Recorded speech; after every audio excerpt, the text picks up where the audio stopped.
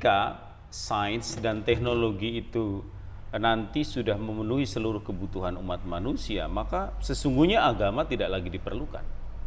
Bagaimana kalau itu beneran terjadi, Mas Yan?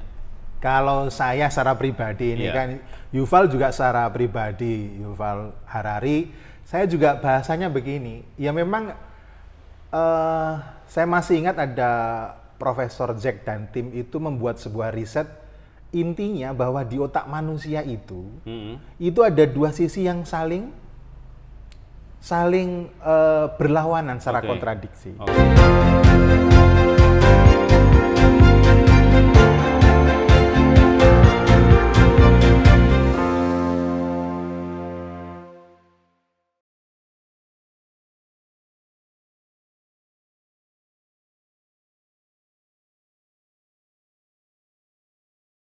Assalamualaikum warahmatullahi wabarakatuh. Waalaikumsalam warahmatullahi wabarakatuh. Halo teman-teman, ketemu kembali saya di Rumah Berkemajuan. Kali ini saya kedatangan tamu sahabat lama, namanya Dr. Ian Surono. Selamat datang di Rumah Berkemajuan. Selamat datang. Ya, oke.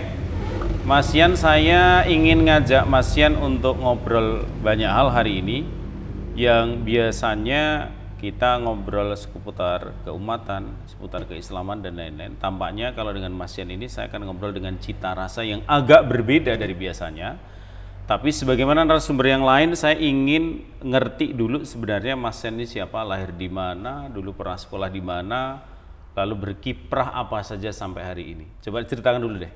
Oke, saya itu menjadi anak bangsa Indonesia, lahir di Tasikmalaya, dibesarkan di Jember, Jawa Timur, kemudian kuliah teknik elektro di Bali, kita lanjutkan hingga kemudian S2-nya di Solo, fisika dan juga pendidikan, kemudian kita ke Jepang untuk mengajar di Sekolah Republik Indonesia Tokyo. Dan di sisa akhir hidupku, ku abdikan diriku untuk pondok pesantren tercinta. Terima kasih, begitu. Pernah berapa tahun di Jepang? Di Jepang kurang lebih 4 tahun. 4 tahun, ya. Artinya selain di Indonesia sudah ada pengalaman di luar itu ya? Siap.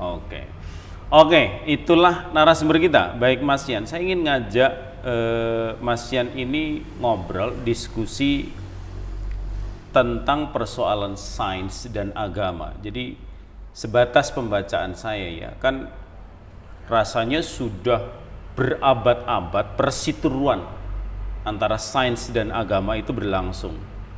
Apa memang keduanya ini kayak semacam mengalami satu takdir sejarah yang nasibnya harus begitu? Gimana jawabannya, Mas?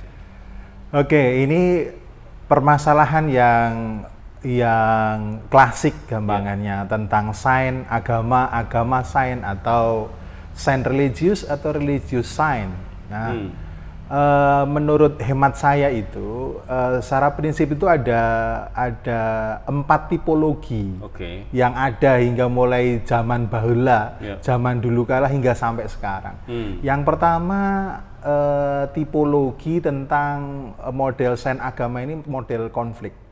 Saya masih ingat ada salah satu tokoh yang cukup besar di dunia ini, itu beliau seorang astronot, sebetulnya kewarganegaraan asli Inggris, cuman namanya adalah Carl Sagan. Carl Sagan mungkin banyak pemirsa yang mengetahuinya, karena dengan beliau menjadi astronot sudah mengetahui bagaimana planet Mars, planet Venus, selain bumi itu sendiri dilihat dari luar, artinya keluar dari buminya. Nah, itu cukup fenomenal bahwa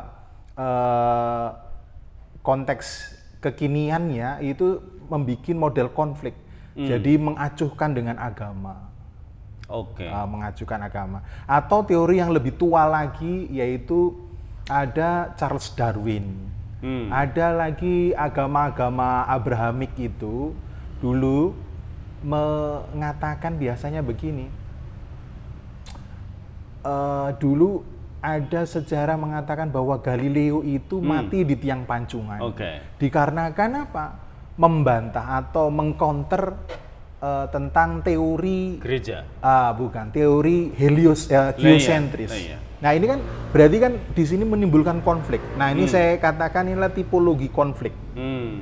Nah, itu contoh-contohnya ada Darwin, ada Galileo Galilei. Nah, itu model tipologi konflik. Artinya kalau nggak salah waktu itu Galileo Galilei ini kan berbeda dengan keputusan gereja. Gereja, kan? betul sekali. Itu. Okay. Sehingga ini saya katakan disebut dengan tipologi konflik. Nah, kemudian ada yang kedua, yaitu sering disebut dengan tipologi independen.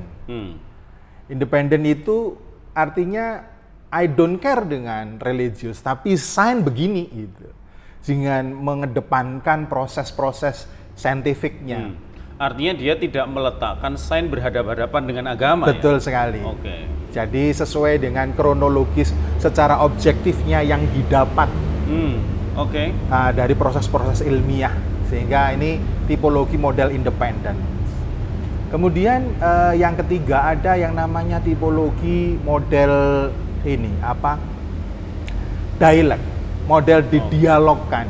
Nah, begini modelnya. Ada tokoh-tokohnya, ada Holmes yang merupakan tokoh scientific biology. Nah, ini didialogkan. Begini munculnya dan sebagainya. Dan yang terakhir yaitu tipologi yang disebut biasanya orang integrasi. Jadi ini dialog yang lebih konstruktif. Jadi dipadu-padankan dengan agama atau agama yang kemudian menurunkan kepada secara proses saintifik. Saya contohkan misalkan konsepnya misalkan yang sudah meninggal era-era dulu, yaitu ada Stephen Hawking. Nah, itu bagaimana sangkala diciptakan. A brief history of time. Jadi ada proses dilatasi waktunya dan lain sebagainya yang kemudian dikomunikasikan dengan model-model secara agama, sehingga ini semakin lebih yakin dengan agama ini. Mungkin itu bahasanya. Artinya ada upaya kayak semacam melakukan titik temu antara sains dan agama. Yes, itu model integrasi atau sebaliknya gitu. Oke. Tapi kan sebagian kalangan ya, para ahli juga berpendapat bahwa perubahan dunia yang sangat cepat, bahkan kecepatannya itu kan sampai sebagian masyarakat kita seperti terkagetkan, kayak semacam mengalami shock ya, yang luar biasa. Sehingga ada kekhawatiran yang luar biasa dari sebagian masyarakat bahwa sesungguhnya kemajuan sains hari ini, menjamurnya media sosial, internet dan seterusnya, itu adalah sebenarnya lebih pada episode berkelanjutan sebagai sebuah upaya untuk membunuh agama. Gimana komentar Mas Yan? Intinya hampir sama yang seperti saya sampaikan. Dulu pun misalkan ada teori bumi datar dengan teori bumi bulat. Nah, ini kan antara konsep sederhananya, tahu bulat karo tempe gitu. Nah, seperti itu. Ini sebetulnya kan kalau didorong dengan model kekinian, dengan model-model sosmed, dengan apalagi dengan ChatGPT gitu. Orang semakin konteksnya tetap sama di situ, sehingga bahasanya ada, mesti konfliknya ada. Kemudian dialognya juga ada, muncul satu titik temu. Dimisalkan begini, teori bumi bulat dengan teori bumi datar, semuanya menggunakan asumsi yang bahasanya orang mensaintifikkan. Mensaintifikkan. Nah, cuman kadang-kadang saya kalau berada di Indonesia itu jadinya seperti ini. Misalkan orang mencoba mensaintifikkan, sekarang muncul yang namanya pseudoscience. Kalau bahasa kita itu biasanya tahayul gitu, tahayul. Modelnya seolah-olah religi yang saintifik. Padahal itu arahnya ke pseudoscience. Pseudoscience itu saya contohkan, mungkin orang kita itu melihat ada Atlantis di Indonesia. Ada Arsio Santos ya. Temuannya Arsio Santos. Ada misalkan kuil Nabi Sulaiman di Borobudur. Itu kan arahnya kepada pseudoscience. Yang kadang-kadang orang kita menjadi salah kaprah di dalam mengedepankan sains kalau misalkan, tapi kadang-kadang di kita jangan sampai terjebak dengan istilah-istilah pseudoscience. Saya dalam ini tidak menggunakan kata tahayul karena supaya lebih saintifik gitu, sehingga saya bahasa pseudoscience gitu. Mungkin begitu.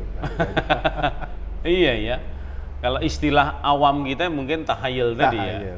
Kadang-kadang kesannya juga otak-atik gatuk. Itu iya bahasa kita ya dalam kesannya kan begitu ya. Nilai-nilai tradisi. Oke, saya tapi masih ingat kata-kata Yuval Noah Harari ya kan. Dia termasuk penulis buku bestseller kan. Yes. Yang menarik dari salah satu temuan Yuval itu adalah ketika sains dan teknologi itu nanti sudah memenuhi seluruh kebutuhan umat manusia, maka sesungguhnya agama tidak lagi diperlukan. Bagaimana kalau itu beneran terjadi, Mas ya? Kalau saya secara pribadi ini kan, Yuval juga secara pribadi, Yuval Harari, saya juga bahasanya begini. Ya memang saya masih ingat ada Profesor Jack dan tim itu membuat sebuah riset, intinya bahwa di otak manusia itu ada dua sisi yang saling berlawanan secara kontradiksi. Sehingga saya bahasanya kalau misalkan saya menjawab tidak seperti Yuval, karena semuanya yang membackground setiap orang itu pengalamannya sendiri-sendiri. Sehingga bahasanya ya silahkan Yuval Harari menyampaikan seperti itu. Cuman saya secara pribadi juga punya tendensi sendiri. Sehingga kalau misalkan ditanyakan ke saya secara pribadi, jawabannya juga sama. Saya masih ingat teorinya Prof. Jack itu, dia membuat suatu riset totalnya ada 528 orang dewasa, yang kemudian diriset selama 8 kali berulang-ulang dengan kuesioner. Nah memang secara bentuk otak manusianya seperti itu. Sehingga di situ ada yang namanya terminologi sains, yang terminologi moral. Jadi yang menentukan mana yang lebih kuat tentunya adalah pengalaman manusia itu sendiri. Mungkin itu bahasa saya. Artinya sebenarnya apa yang disampaikan oleh Yuval tidak bisa digeneralisir ya? Iya, betul sekali. Dalam konteks ruang dan waktu yang berbeda, case-nya bisa menjadi berbeda lagi. Bisa berbeda lagi. Oke, selanjutnya Mas Yan, ada satu kegelisahan ketika kita melihat satu sisi perkembangan agama, lalu dari sisi lain adalah perkembangan sains gitu. Lalu muncul sebuah pertanyaan, dalam konteks prediktif masa depan, siapa yang sebenarnya lebih menentukan di antara keduanya? Ya kalau bahasa prediksi secara ke masa depan, kalau orang sains itu sistemnya adalah predictable. Sehingga kalau berbicara agama itu sunatullah sudah diberikan berupa simbol-simbol atau analog-analog. Dan ini dua hal kekuatan yang saling tarik menarik. Tidak bisa orang kemudian sains dulu, agama dulu, enggak begitu. Karena sifatnya saja bahwa kalau kita berbicara sains itu berbicaranya ya objektif, ilmiah betul, dan sesuai dengan prediksinya. Jadi bisanya kan cuma memprediksi. Saya masih ingat ketika saya tuh di Jepang tahun 2011 kalau nggak salah, terjadi yang namanya tsunami terbesar. Padahal ahli-ahli Jepang itu sudah memprediksi bahwa 2011 itu bisa. Scientific ahli-ahli gempa di Jepang itu sudah mempredksikan bahwa terjadi tsunami dengan skala Richter 9,8, sangat tinggi di daerahnya Kesenuma. Dan alhamdulillah saat itu saya juga ikut sebagai volunteer yang ditunjuk oleh pemerintah Republik Indonesia, dalam hal ini lewat KBRI Jepang, untuk bisa menyelamatkan orang-orang Indonesia dan orang-orang Asia saat itu yang memang meminta pertolongan. Saya sampaikan sisi prediksinya. Sisi prediksinya itu orang-orang saintifik itu bisa memprediksi bahwa ada tsunami. Tapi kenyataannya pada waktu terjadinya, di luar prediksinya ternyata lebih besar. Yang tembok yang sudah disusun sedemikian rupa, yang sudah diestimasi bahasanya, tembok setinggi 20 meter, ternyata bisa dilompati dengan ombak tsunami. Nah, kalau berbicara seperti itu, mana yang kemudian, nah ternyata sungguh sangat luar biasa efeknya, yaitu apa? Semakin lebih religius. Bahwa nilai-nilai tradisi diharmonisasikan model orang-orang Jepang, itu semakin religius betul. Efeknya kan luar biasa. Maka ini bahasanya seperti yang saya sampaikan di depan, ada yang model tipologi integrasi. Itulah sebetulnya. Oke. Di satu sisi sains itu selain logik, kemudian dia berwatak, tidak ada yang bersifat absolut, ya kan? Ya. Semuanya bersifat relatif. Artinya kebenaran itu sangat temporary banget gitu. Ya. Padahal di sisi lain agama itu kebenarannya bersifat absolut. Bahkan kadang-kadang ada sisi yang menurut sebagian kalangan itu tidak logis. Pertanyaannya kan gimana dua titik yang sebenarnya tampak bertentangan itu bisa dipertemukan? Adakah sudut-sudut yang mungkin mereka bisa akrab lalu bisa menyatu? Ya tentunya kalau bahasa saya itu masih tetap bisa.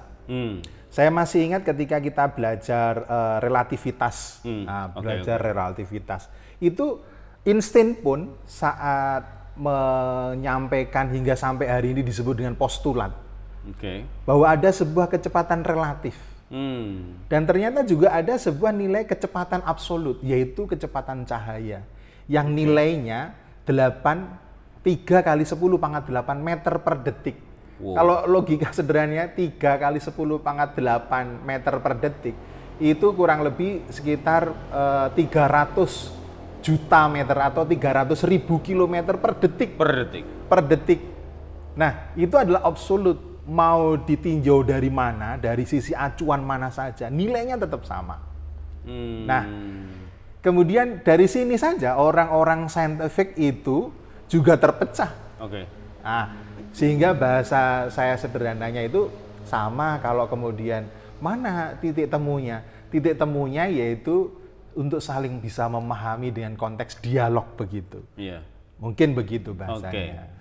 Nah, saya ingin Mas Yan menjelaskan salah satu peristiwa yang super penting yang dibicarakan Quran, itu adalah tentang peristiwa Isra Mi'raj. Bagaimana perjalanan Rasulullah dari Mekah, Masjidil Aqsa, kemudian naik ke satu tempat. Yang ini selama berabad-abad kan oleh masyarakat Muslim secara umum sebatas diyakini sebagai sebuah akidah. Ini peristiwa real, kita tidak bisa bantah. Tapi logika kita juga tidak bisa bermain, gitu kan?